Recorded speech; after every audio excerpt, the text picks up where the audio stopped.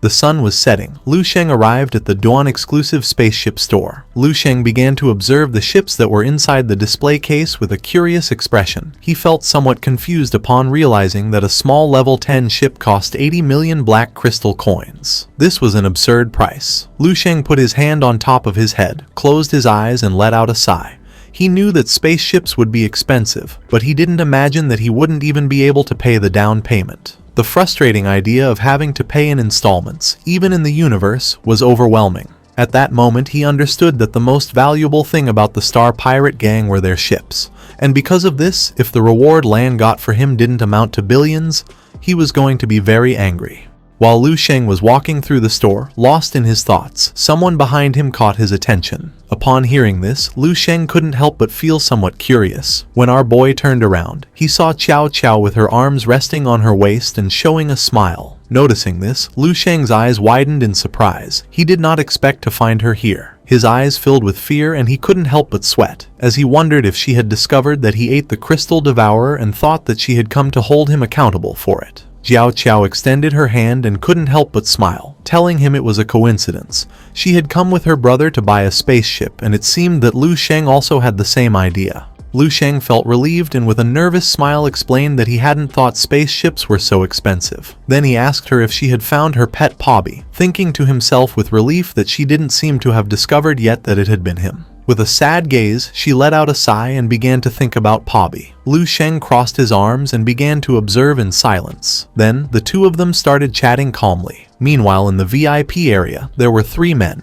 One of them had blonde hair and elf ears. The owner of the store who was next to him extended her hands and with a smile began showing them the way. The woman closed her eyes and with a kind expression, began to point toward a luxurious spaceship, revealing that it was a level 11 ship. The blonde man and his subordinates began to contemplate the ship in silence. He put his hand under his chin and while his eyes were shining with calmness, he noticed that the cost of this ship was 700 million. And calmly, he decided that he would keep this one. Upon hearing this, the woman couldn't help but feel happy. With a grateful smile, she thanked Milton for his support of Duan and informed him that the spaceship would be delivered that same day to the residence where he was staying. Milton began to ponder in silence. While his eyes were shining with seriousness, he started waving his hand, explaining that it wasn't necessary for them to send the ship. He only needed the key since this ship was a gift for someone and, when the time came, that person would come to pick it up. The woman's eyes widened in surprise and confusion, leaving her in shock. Her attention fixed on Milton, and her mind filled with curiosity. For her, gifting a 700 million ship was an extravagance that only Count Zis's son could afford. Because of this, the identity of the recipient of such a grand gift was even more unimaginable. She lowered her head before him and decided to go right now to do the paperwork for him. Milton began to observe her in silence with a serene expression. His eyes widened with joy and a smile spread across his face. He knew that the person he was going to gift the ship to was a great fan of spaceships, and because of this, the latest model, the Black Hole Predator, would be a nice gesture to please her. It was a rare opportunity for this person to visit the Yamu region. He had to take advantage of it to win her favor. If he managed to connect with her, this would not only be beneficial for him but would bring great advantages for the entire Cis family. With a confused gaze, he turned toward his subordinates and asked where Chow Chow was. One of his men passed by him and with an honest gaze revealed who Chow Chow was with. Milton began to gaze at the ground and his mind filled with surprise. His eyes began to shine with rage and a powerful energy started to emerge from his body. He wanted to know who that person with Chow Chow was, but instead, he decided to go there. With a cheerful expression, Lu Sheng extended his hand and asked her to relax a little, suggesting that maybe her pet Pobby was just feeling bored and had gone out to play, and perhaps would return by itself in a couple of days. Chow Chow's eyes were full of worry. She calmed down a bit and thought that Lu Sheng was right. Lu Sheng's attention fixed on her and our boy couldn't help but sweat and feel guilty for having eaten Pobby.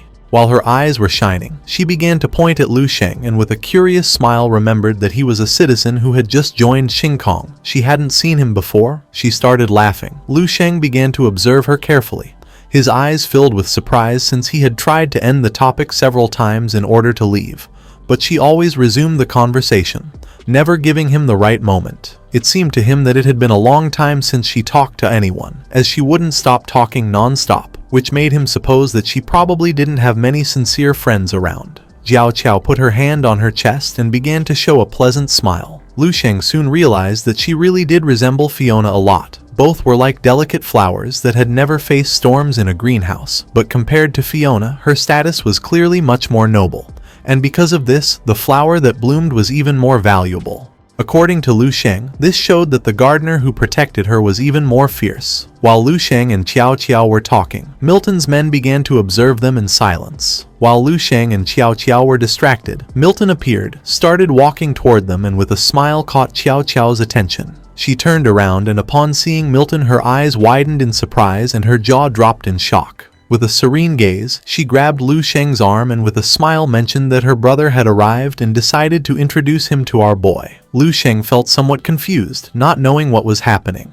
She closed her eyes and with a smile introduced them both, naming Milton as her brother and Lu Sheng as a friend she had met recently. Our boy began to observe Milton, and Milton began to gaze toward the ground. With a sincere gaze, Milton mentioned to Qiao Qiao that, just when he was on the 3rd floor, he had heard someone talking about a golden crystal devourer that nobody wanted. Her eyes widened in surprise and joy, thinking it must be Pobby. With an expression full of enthusiasm, she asked where that golden crystal devourer was. She wanted to go see it now. With a serious gaze, Milton's subordinate extended his hand and asked her to follow him.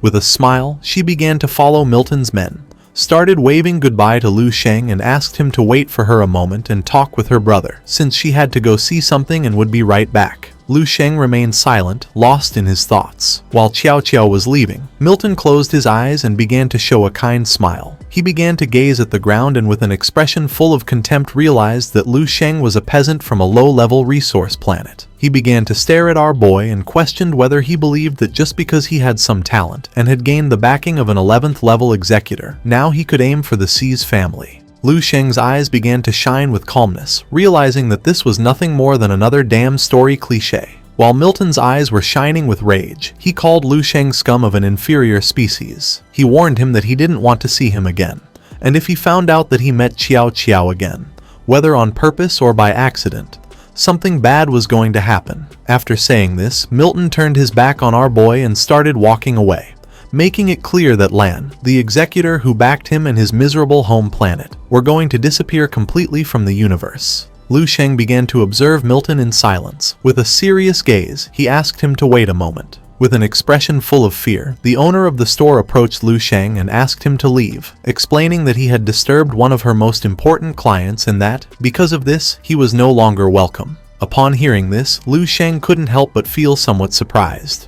It was nighttime, and Lu Sheng was kindly kicked out of the Dark Cross Corporation's exclusive spaceship store. The sun was already beginning to rise, and as Lu Sheng silently contemplated the view, he thought that he had imagined Milton would be rude and mean, but not that he would also be so irrational. His eyes began to shine with joy and a smile spread across his face. He couldn't believe that, on top of everything, Milton had threatened him. It had been a long time since anyone had dared to make such a threat to him. Lu Sheng began to walk away from the store and thought it was understandable that her brother wanted to protect Qiao Qiao so she wouldn't get hurt, since probably too many people with suspicious intentions had approached her. With a serene gaze, he remembered that, besides, he had just arrived at this place and it wouldn't be appropriate to act impulsively. Otherwise, just as that guy said, both Lan and the Blue Star could end up in trouble. Lu Sheng closed his eyes and began to smile. For him, what did it matter to have been insulted? He was carrying the supreme mission of saving a universe. So how could he not endure a small humiliation and injustice like this? The coldness of others was nothing more than passing smoke. With a smile, it was enough to move forward. Our boy rested his hand on the post and let out a sigh. Lu Sheng began to ponder in silence, not knowing what to do. Without hesitating for even a second, Lu Sheng turned around, clenched his fists and started running toward the store. He couldn't take it anymore. Thanks for watching Vivify Recaps. If you enjoyed it, hit like, subscribe, and drop your next recap request in the comments. See you in the next one.